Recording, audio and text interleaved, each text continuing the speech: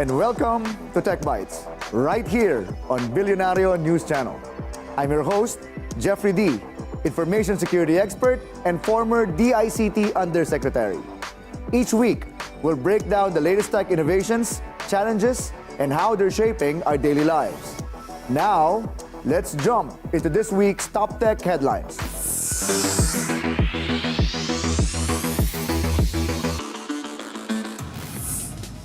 Meta has poached Apple's longtime user interface design chief, according to Bloomberg.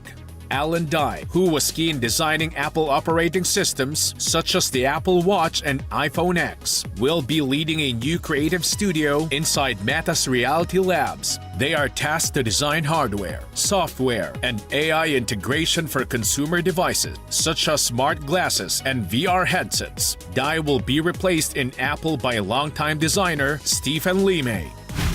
Are you using a phone with an Android version 13 to 16? Well, check your updates for the December patch and get to it. Google said it has patched 107 vulnerabilities for Android devices, including 2 high-severity flaws actively exploited by hackers. This update is the second highest number of defects so far this year.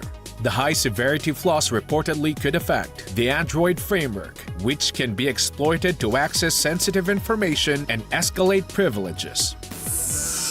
The incredible pace of innovation is what drives the digital age.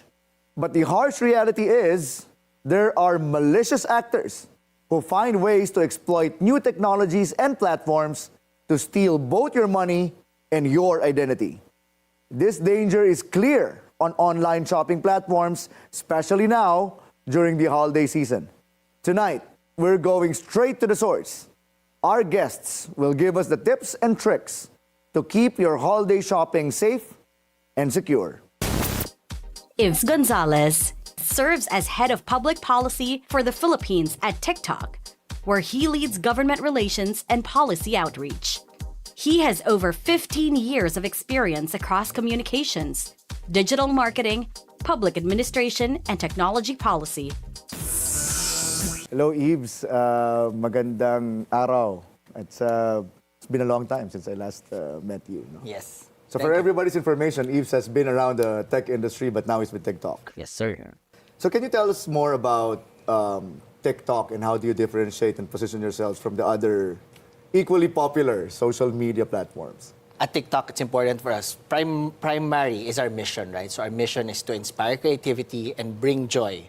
So when you are on TikTok, dapat yung experience mo brings you joy. So what does that mean? Siyempre, it's important for us that the platform is safe and a positive experience, diba? So that's why, when we're talking about scams, when we're talking about dangers, we invest heavily talaga on protecting our users and protecting our sellers and protecting all of the people on our platform.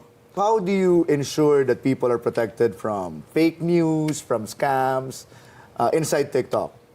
Sure. I'm sure generic sabihin mo, you're using AI, right? But how do you specifically do that? Yeah, let's go to the details, diba? So of course, on a platform level, you have your community guidelines, diba? So your community guidelines spell out what's allowed and what's not allowed on the platform, right? So if it's content that will be dangerous to our users, then syempre tatanggalin natin yan, diba? But on a macro level, of course, it's important for TikTok to partner with our stakeholders. So let's talk about, for example, the government, right? So when we're talking about illegal recruitment, TikTok has partnered with the Department of Migrant Workers because together we're fighting the battle against illegal recruitment. So when they see content that's illegal recruitment, they flag it to TikTok and TikTok takes action on their reports, specifically for the Philippines. How about fake account? How does TikTok handle that? I mean, having secondary, tertiary accounts by itself is not naman violative, right? So, you can have an account for your personal, you can have an account for your work, diba? But it's actually what you do with that account that would be violative, right? So, for example, you have 5,000 accounts that's acting in a coordinated manner to try to spread a particular piece of propaganda. Mo, no? Pinapakalat mo. So, Okay. that's coordinated inauthentic behavior. So, in that particular scenario, all of those accounts could be detected and those will be terminated or, because that's violative of our community guidelines. And you'll take the accounts out? Yes. So that's Actively? Definitely. So, when it comes to protecting the integrity of our platform, especially behind the scenes, right? It's important for us to be able to monitor these coordinated and authentic behavior, right? And what the good thing about this is that at TikTok, we publish our reports on this. So you would see published reports on we call it CIOs that have been taken down in the Philippines and in other countries. So we're very transparent with this because we want the public to know also the actions that we do on these things. Yeah, I've been itching to ask TikTok about this. And I can see, from a third-party point of view, from a third-person point of view, there seems to be less political noise inside TikTok than there are in other social media platforms. Is this by choice from TikTok? So I'll answer your question on two fronts, right? So of course, it goes back to the mission, right? So at TikTok, our mission is to inspire creativity and bring joy.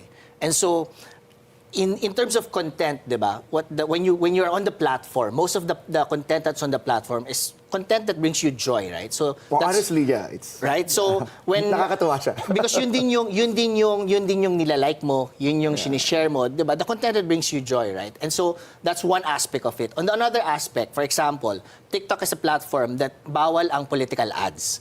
So hindi na namin to hindi to re-review all the time. It's always bawal ang political ads. So sa election, So whether it's election or now na not election, diba? You're allowed to you have free speech to talk about your politics, diba? But if you try to put money behind content that's political, then bawal yun. That's violative of our guidelines.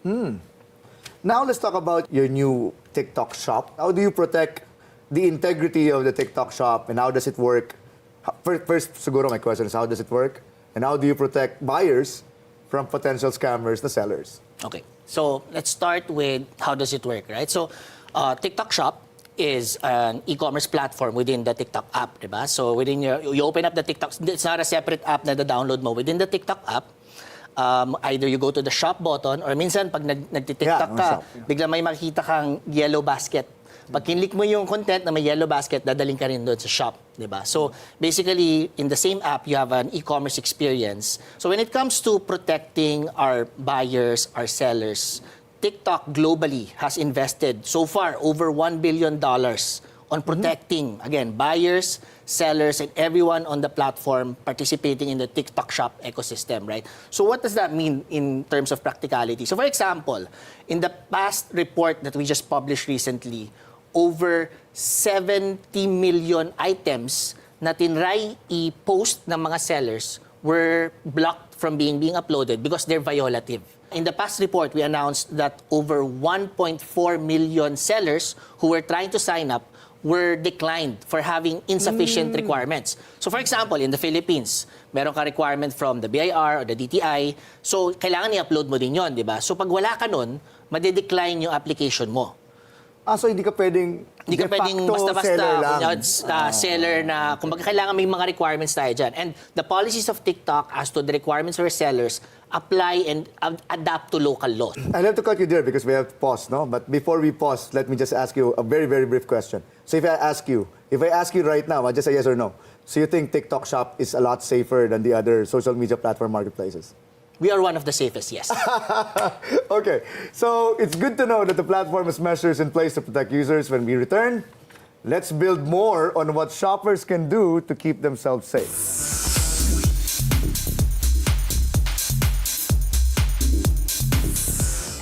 QR codes were invented in Japan in 1994 by the Toyota subsidiary Denso Wave to track vehicles and parts during the manufacturing process due to their capability of storing lots of data compared to the usual barcode.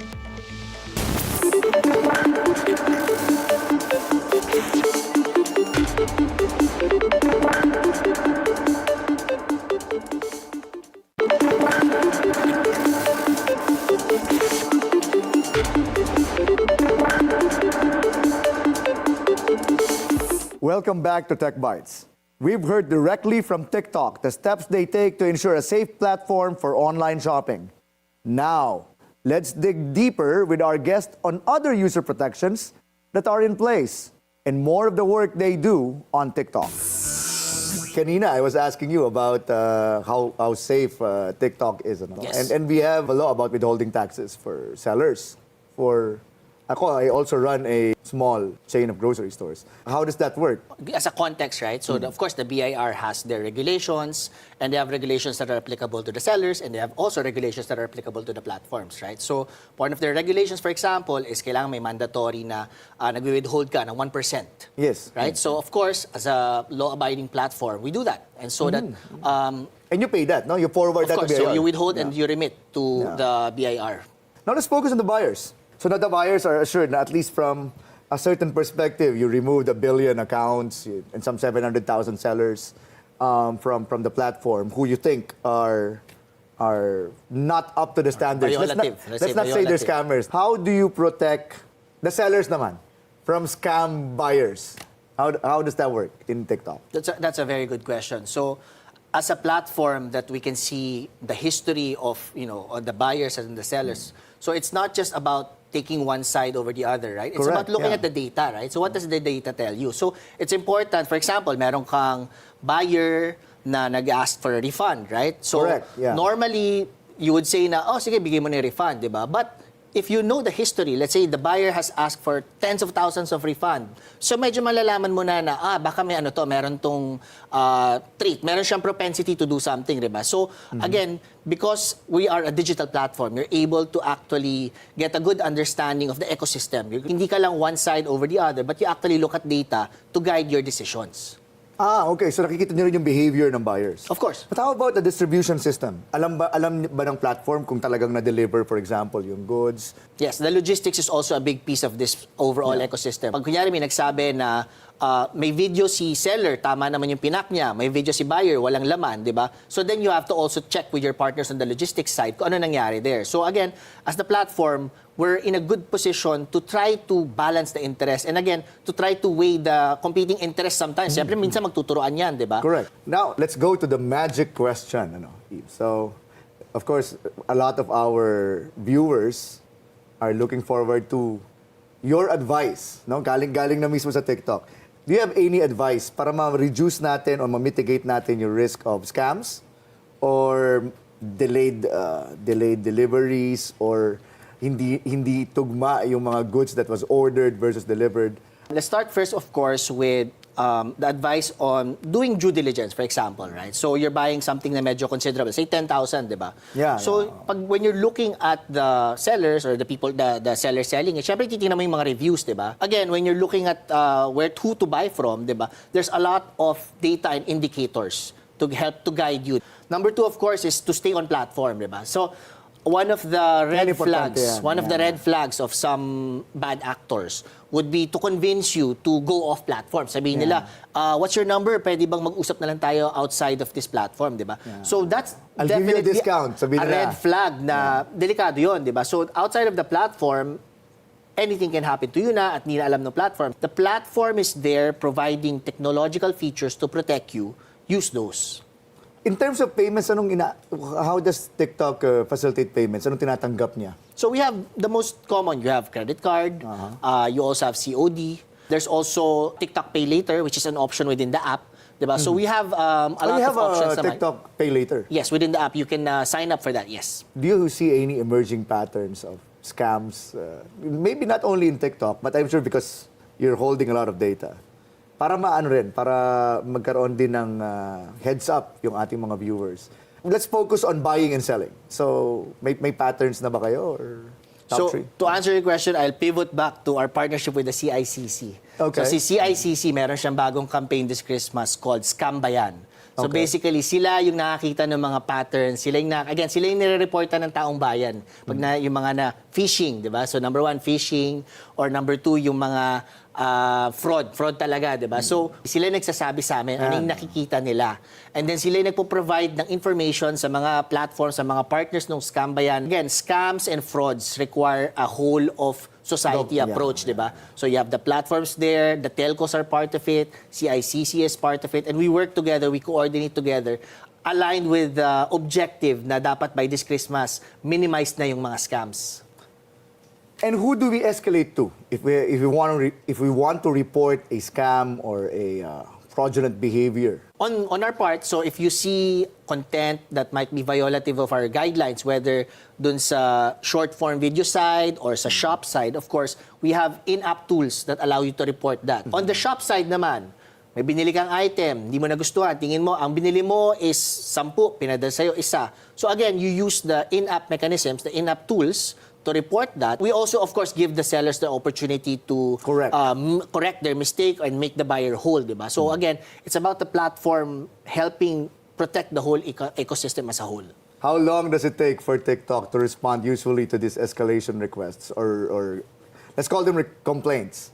How long? I mean, there are things that madali namang ma-resolve, right? So, for example, in order mo, Apple, pinadala sa'yo, Orange, then medyo mas madali yun, di ba? But of course, there are times na minsan kailangan na investigation. And again, sometimes pag may delay, it's because people behind the scenes are working to really try to understand what But at least you give them notice that Yes. you're working on it, Yes. right? Thank you, Yves, for sharing your insights, for your expertise. We know that your inputs are helpful. Not only ako, marami ako natutunan, ano?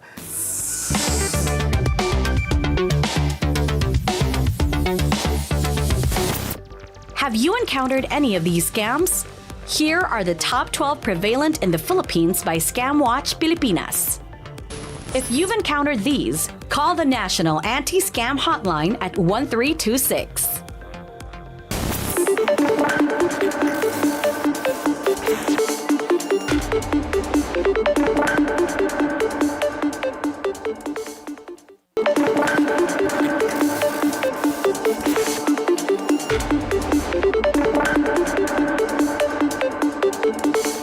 Welcome back to Tech Bytes. Before we continue with our discussion on online shopping, let's answer a tech question from one of our viewers.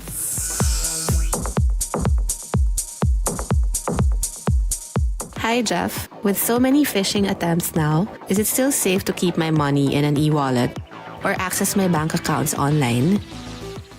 The answer is yes. You can still use your e-wallet and your online banking app, but make sure that you do it safely. And the safest way to do it is to do it in-app. Avoid online transactions and avoid transacting business with people that you don't have any historical transactions in the beginning. The reality is that banks and e-wallet companies invest heavily in security, but the weakest link is often the user. Our guest will dig deeper on this and provide tips to the public. Here's our conversation. Josel de Guzman is the co-founder and co-lead convener of ScamWatch Pilipinas and the founder and president of reputation management startup True360 Inc., an award-winning strategic communications executive since 1998. Welcome to Tech Bytes, Giselle. Siyempre, hindi kompleto ang discussion ng Pasko pag walang ScamWatch, right?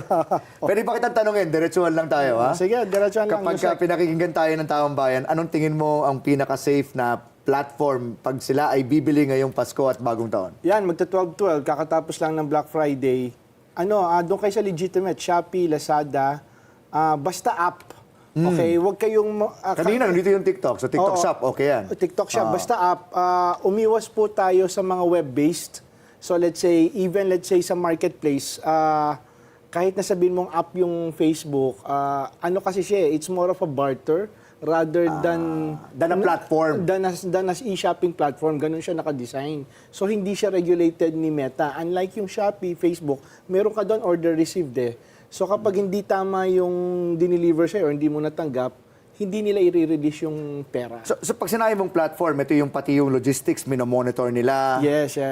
Yung iba nga, nagpapautang pa, no? Pay now, buy now, pay later, mga ganyan. No? Kaya dito kasi, dalawang klase yan. Kung fake man yan, basta gagawin nyo lang dun sa Shopee at Lazada, huwag kayong makikipag-transact outside. Kasi kung mag-chat sa inyo yung merchant, at sasabihin, bibigyan ko pa kayo ng discount, mag-Gcash ka na lang. Pero, Josel, madalas kang natatanong, no? From the perspective of the buyer, how do you detect a scammer? Okay. Balik rin natin ngayon. Doon sa sinasabi namin, para maprotektahan yung mga online sellers, doon sa binigay namin sa Go Negosyo, kailangan gumamit kayo ng mga legitimate shopping platform. Yung iba kasi, it's direct transaction. So let's say, ang ginagamit nilang pangbayad, it's their personal Gcash account. So minsan hindi dumarating at dapat kaliwaan muna kasi may security eh.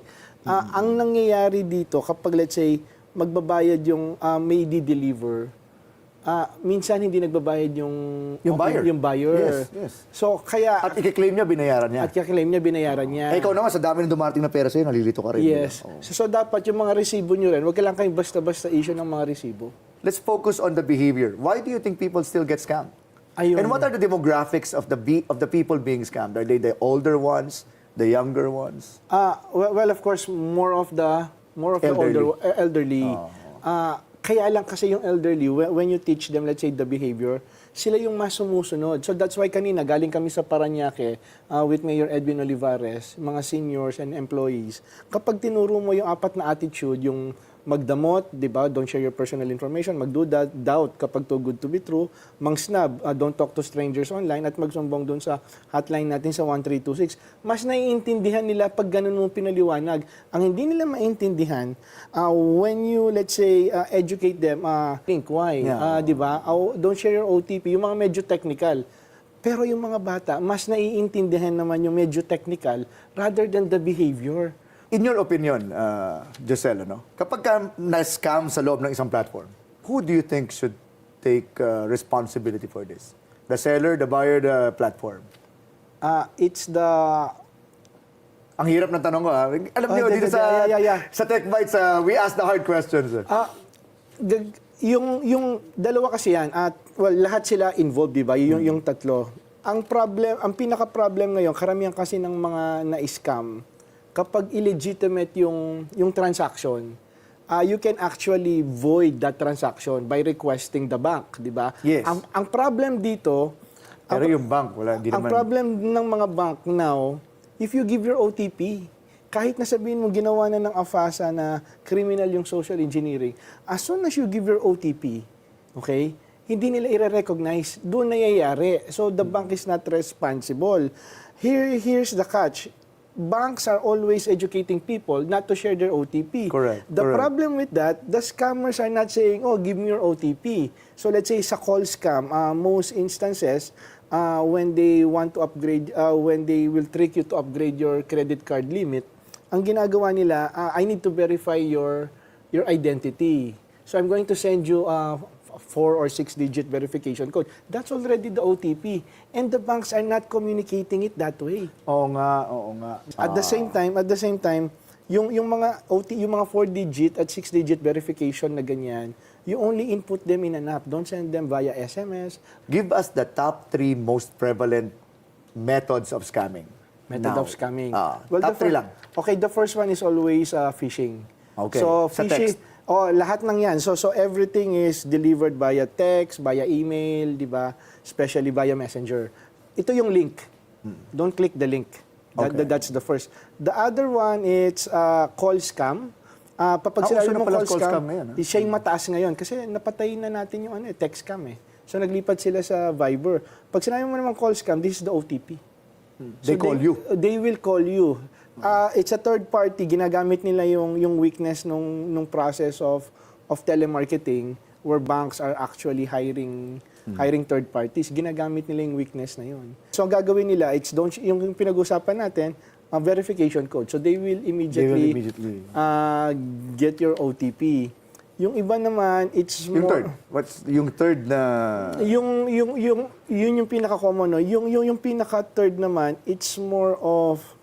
ang nagiging common parang false identity. Kasi hindi ka na magkiklik ng link eh. So magpapakita. So halimbawa, para siyang... Magpapanggap. So let's say, parang yung third party scam kung saan kakausapin niya yung seller na siya yung buyer. Siya rin yung kakausap sa buyer na siya yung seller. So particularly sa online scam. Middle ka, pero scam, dalawang tao yung... Middleman scam. So, middleman scam. May nag-viral yun. So, hindi siya yung seller, kunyari sa seller. Hindi rin sa buyer, siya rin yung nag-buyer. Yes. So wala kang kiniklik na link, wala kang sinishare na OTP, pero akala mo yung legit. Pinapasa niya lang. Yes. Kasi lalo na ngayong Pasko, gusto natin ng device at ang daming second hand na iPhone because you have a new iPhone eh. So nagbagsakan yung presyo niyan. So ganun lagi, yung tatlong yun. Last question ko sa'yo. Nabanggit mo yung tungkol sa text scam, etc., tsaka yung call scam. Do you think the SIM card registration law works? No, because of the unlimited number of registration one person can make. And that's being taken advantage of. Thank you, Giselle. Thank you very much, Giselle. Our online security clearly is a group effort. We all have a role to play in ensuring platforms, our money, and our identities, ha? Sinabi ni Giselle yan, nagkakagayahan ng identity na ngayon, are safe.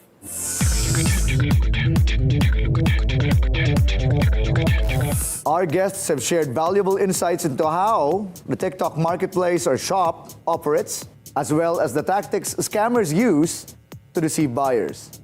They have offered practical advice to help you distinguish between legitimate market transactions and scams. Scammers frequently employ behavioral manipulation to separate you from your hard-earned money. Their strategies often involve creating a sense of urgency, pressuring you to make payments quickly and outside the official app, sometimes within the hour. They may also entice you with fake discounts into purchasing products through unauthorized channels instead of the approved shop or marketplace transactions. While tips and assurances are helpful, ultimately, your own awareness and judgment are the best defenses against scams. Being vigilant, skeptical, and asking questions are essential steps in safeguarding your money. Tandaan, magmatsyag, magduda, magtanong, at huwag magpapadala sa mga nagbebentang minamadali kang magbayad. Walk away if you have a gut feel that a transaction is fake. Until next time, I'm Jeffrey D, and this is Tech Bytes, breaking down technology one byte at a time.